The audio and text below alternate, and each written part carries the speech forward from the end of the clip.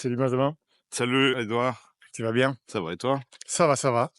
Alors on est ici pour parler business plan, Absolument. plan d'affaires. Un sujet qui paraît plutôt comptable et qui fait peur à beaucoup de gens.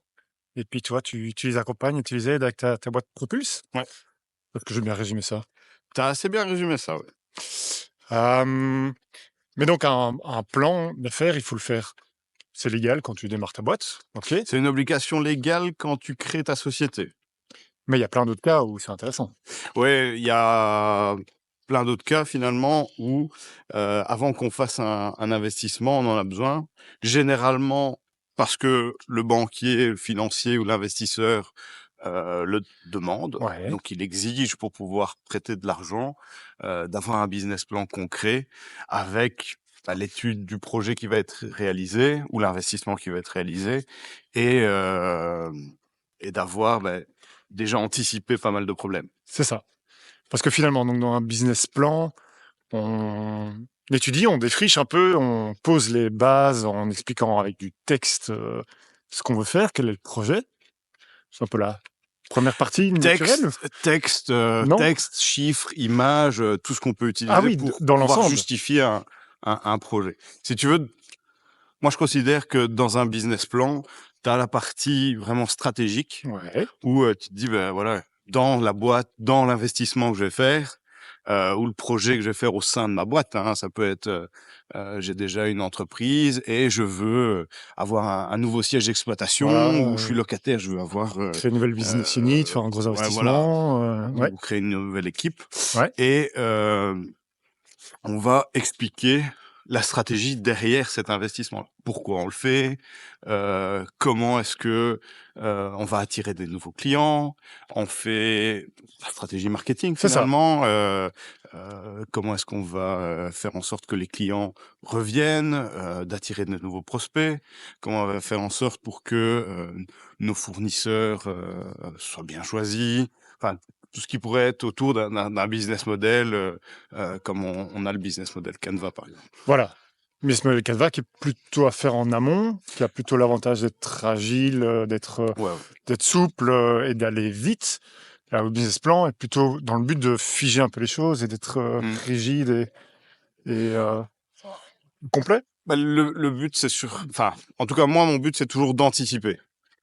Donc, si on veut avoir la stratégie A, Ouais, ok, bah, quels sont les problèmes qui sont liés à A qu'on doit anticiper, et sachant que chaque stratégie, ça va donner des influences sur les finances. ouais, Et donc, ok, stratégie A donne finance A, donne problème A et donne solution A. Et tout ça, ça va être le fil conducteur c'est ça, du business plan. c'est ça.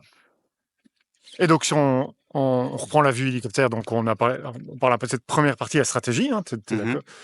d'accord. Ensuite, ça serait quoi alors la deuxième partie de ton business plan? Pour moi, tu vas aller après la stratégie, et dans la stratégie, j'inclus quand même la stratégie marketing, hein. Mais Ouais, après ça, tu vas vraiment calculer les finances. ok. Donc, un plan financier, comme tu en as sûrement déjà vu, ou que ton audience en a vu si elle a déjà J'espère, hein. créé une boîte ou quoi, c'est des résultats annuels Ouais, avec la rentabilité de la boîte. Ok, on va avoir autant de personnes qui vont venir dans notre entreprise, qui vont avoir tel panier moyen. Il y en aura autant, on va prendre des vacances à tel moment et on va avoir une évolution sur autant de mois ouais. Et qui suit le démarrage de l'investissement. voilà, mais on n'a pas tendance à séparer justement d'abord les coûts d'investissement et puis après les revenus Nous, ça fait potentiels. partie d'un processus où en fait, on va, c'est très cadré.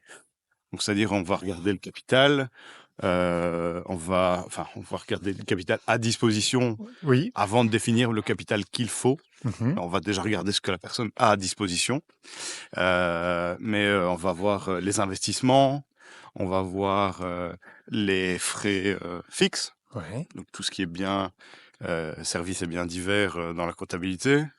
On va aller regarder finalement le chiffre d'affaires, les charges variables, les frais de personnel. Tout ça fait partie de ce qui va composer, avec d'autres choses, mais ce qui va composer le plan financier. Et ça, on veut dire, c'est votre méthodologie ou bien tout le monde applique un peu la même méthode? Il y a une... Il y a du standard dans cette méthodologie pour, Il y a par beaucoup de il y a enfin, à chaque, business plan et à chaque plan financier, il faut aller de toute façon voir ces choses-là. ouais, Donc nous, avec, le temps, et mon équipe, on a développé notre méthode qui est, qui permet d'être, ouais, voilà, qui répétable parce qu'on en fait plusieurs par ouais, semaine, donc et d'être on est rigoureux obligé là-dessus, ouais. d'être assez rigoureux. Mais de manière générale, c'est quand même les postes qu'il faut vraiment bien voir quand on calcule, un projet. OK. Et alors vous avez un template, il y a des templates qui existent et tu conseillerais d'en utiliser? Si on veut le faire soi-même, il y a des templates qui existent. Un Excel, enfin, Peut suffire. demain, tu me dis: «Je recommence tout, je n'ai rien, j'ai plus aucun outil» et cetera. Tu as droit à une chose, je prends mes cases Excel Ouais, et je et bosse tu avec ça, quoi. avances. Ouais, C'est déjà, effectivement. Hop, c'est OK, bah, demi-tour. oui, hein, Si je clairement. bosse déjà avec un Excel, Tu es déjà je serais heureux. déjà heureux. Nous, vu qu'on en fait beaucoup, on a des outils, heu, plus poussés qui nous permettent d'avoir plus facile et qui nous permettent aussi, de faire un plan de trésorerie. Ce que je trouve super intéressant. Donc le plan financier, j'ai dit, c'est des résultats annuels Oui, c'est ça. et le plan de trésorerie, lui, va te donner Mmh, heu, mensuel. des résultats mensuels, mais des résultats, financiers. Donc c'est-à-dire ton compte bancaire Com au mois le mois. Et donc si tu as, des clients qui te payent, à 2 mois, par exemple, parce que tu es, dans la construction, ou si tu as des prestations avec un acompte, 2 acomptes, des soldes et cetera. Si tes fournisseurs, ne te permettent pas d'avoir des paiements ou qu'au contraire ils t'en permettent. Si tu as des frais annuels, trimestriels, mensuels, ta TVA. bien sûr. La TVA, elle est pas du tout prise en compte dans un plan financier, Non, mais dans un plan de trésorerie, tu dois en prendre en compte. Parce que si je oui, suis par exemple dans la construction, je vais acheter tous mes marchandises à 21%, ouais, je vais le payer tout de suite quand je suis chez le fournisseur, et puis quand je vais faire payer par exemple mon client qui a une maison de plus de 10 ans, je vais lui faire payer à à 6%. 6, ouais. Ou alors, je vais faire payer des gens qui sont assujettis à TVA, où là, c'est en autoliquidation, il n'y a pas de TVA. Et donc, la TVA va influencer Ouais, fortement ma ouais, ouais, ouais, trésorerie. ouais. Si j'ai dû avancer la TVA sur toutes mes marchandises pour construire une maison, et que le mec, lui, c'est ses bureaux, par exemple, et qui me paye pas de TVA, ben, j'ai dû avancer quand même 21% sur toutes les marchandises. Clairement, Donc, clairement. ça a une Pour ta influence, trésorerie, ça fait une belle différence, ça bien fait une belle sûr. différence. Et des fois, on voit que dans un plan financier, tu as un résultat annuel, première année, positif, Mmh. où tu as gagné 50 000. Et sur le plan de Ouais. trésorerie, tu vois que le mois numéro 2, il t'en manque 30 dans ta trésorerie. Et donc C'est ça permet, c'est un super outil pour anticiper les problèmes. pas croire que tu es en faillite à ce moment-là, mais juste, savoir que c'est un problème de cash flow temporaire et Ouais. trouver des solutions qui s'adaptent. Et c'est comme ça que tu trouves tes solutions qui sont, tiens, ok, je dois avoir plus de capital, tel investissement, je dois, Oui, il y a un on a le les type oies qui sont avec nous. Tel investissement, je dois le reporter. ouais, Ou alors je comptais me prendre tout de suite, autant de salariés, ben non, non, ça me je calme dois un peu. trouver des solutions pour faire ça. Et donc, de là, on anticipe, mais on anticipe quand on a encore dépensé aucun argent. Oui, oui, On n'a pas encore, on met ce pas stress le de nez dans le l'argent guidon, qui ouais, roule. exact. Et donc ça permet d'être, beaucoup plus cool quand on doit anticiper des problèmes. Tu parlais d'équipe, justement là, dans un plan financier, on parle pas du tout justement de l'équipe, des soft skills et des hard skills que chacun ont et apporte, non? Dans un pitch deck, typiquement, Dans un pitch deck, ouais, on va en parler. oui. Dans un plan financier, on aura tendance à être très pragmatique et plutôt dire les postes. OK. Tel poste, j'alloue tel budget à tel poste. Ouais, Donc, admettons qu'en début d'activité, j'ai le poste 1, le poste 2, le poste 3, qui font des choses différentes, et je vais allouer un budget à chacun des postes. Et si dans la réalité, je dois bouger un petit peu mes budgets, eh ben voilà, c'est un outil après pour quand on est lancé, de pouvoir se dire: «OK, j'avais prévu tel budget, comment est-ce que je vais faire pour, oui, c'est toujours heu, très très réallouer, les spéculatif, donc évidemment ceux qu'un du plan financier, prévisionnel?» tu peux l'adapter, tu dois même, j'imagine que ce serait idiot de considérer que les 2-3 premières années, tu vas l'appliquer à la lettre, Non. Non, t'essayes de le battre. Ouais, oui, Le plan financier, son but, c'est de te challenger et tu dois essayer de battre ton plan financier. Et les gens, tu as l'impression que souvent chez toi, ils viennent en essayant que le plan financier valide leur idée, même si elle est idiote, ou il y en a beaucoup qui vont dans la démarche de essayer de me, tuer mon projet avant même que je le démarre pour vérifier que c'est faisable.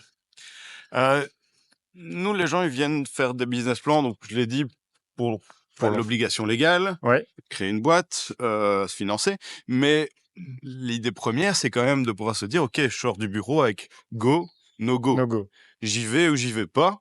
Et donc, c'est quand même Il écoute ce no-go donné but par de la premier. compta, par un Excel, par Alors, rapport à leur trip. alors, il écoute. Maintenant, tout le but, c'est de pouvoir se dire, OK, no-go, on essaye de pas aller vers un no-go, mais un go avec telle condition. Et donc, Logique. ça, c'est déjà arrivé, plutôt de se dire, OK, tu veux démarrer? Le go, c'est avec ça et ça. Puis le gars, il dit, non, Je ne sais pas pas. avec ces conditions-là pour ce résultat-là. Et de lui-même, il se dit, non, je le fais pas. Ok. Mais au final, il se Oui, sera donné un no-go. ouais, Et ouais. nous, notre but, c'est de pouvoir lui dire, OK, les conditions du go, c'est ça. Voilà, il y a toujours un go possible. Commence à faire un peu froid, là. À fond, à 2 degrés, on le sent bien, on le sent vraiment fort. Et il fait pas très lumineux, il fait vraiment bon. Ça, c'est mon idée débile de faire des marchés parlés en Belgique. Hein. Ouais. Je devrais aller faire ça en Espagne. Ah ouais, Nickel. à la Costa, Ouais. la Costa Brava. Ouais, après cette fois, je paierai un billet d'avion, mais faut que j'ai un peu plus de likes et de gens qui suivent la chaîne. Suivez la chaîne. Voilà. Suivez la chaîne. Tu vois, l'année prochaine, il m'invite en Espagne. Et qu'est-ce que la personne a besoin comme information de base minimum avant de venir vers toi pour réaliser un plan financier? Qu'est-ce que c'est quoi ce petit devoir, Moi, ce petit homework? il y a 50%, je crois que c'est 49% des personnes qui viennent chez nous, ce sont des travailleurs qui n'ont rien. Ouais. Et donc, ils viennent avec rien. Ok. Ils viennent avec leur pitch d'idée, Ouais. ou Peut-être même pas bien ficelé. on doit la dégrossir, on doit aller plus loin dans la niche, par exemple, le travail à qui on va vendre, Ouais. qu'est-ce qu'on va vendre, les offres, etc. Donc tout ça, ça fait partie de la stratégie dont je disais. La niche super important Bien de pouvoir sûr. se dire, OK, je vends pas à tout le monde. Moi, je vends à telle catégorie. Ok, nickel. Et donc, ouais, il y a beaucoup de gens qui viennent alors qu'ils ont rien. Et on fait une série de réunions où on construit ensemble et ils ont des missions. On les envoie chercher des infos ou rencontrer des personnes représentatives de la niche. On leur Et, envoie interviewer 10 personnes de cette niche-là ou trouver le prix de tel investissement ou de comparer tel devis. et à ce moment-là, tu sais déjà à peu près qui va réussir sa boîte entre ceux qui ont fait bien leur devoir et les autres ou non? Non, c'est on peut on peut prévoir on peut prévoir des chiffres, on peut prévoir des choses, mais en revanche, si la personne va se plaire, si la personne va cartonner, Ouais. si la personne va pas se démotiver, parce que la plupart des gens qui arrêtent, c'est par démotivation, c'est parce que ok, on gagne pas assez, ok, on passe à autre chose. Donc te dire oui, je te prévois une réussite, Non, non. non, c'est pas mon rôle. Je peux donner des conditions de réussite, Ouais. ça oui, mais te dire que tu vas réussir, on est pragmatique, c'est-à-dire que moi j'essaie d'être toujours entre le réalisme et le négatif. Et si ça marche dans cette zone-là, on est déjà heureux que ça marche C'est là, ça. Ouais. en ayant un petit peu de part de pessimisme quand même, on veut pas casser l'optimisme de la personne, mais on veut le ramener en se dire ok, au pire, s'il y a ça, est-ce que ça marche, est-ce que ça marche pas? Ouais. Et donc Ton but, c'est de que tu sois au moins ça. te dire oui, tu vas réussir. Non, le marché, il va te dire si tu vas réussir. Exact. Moi, je peux te dire que tu vas réussir à condition de convaincre autant de personnes à tel prix, etc. Ça, oui.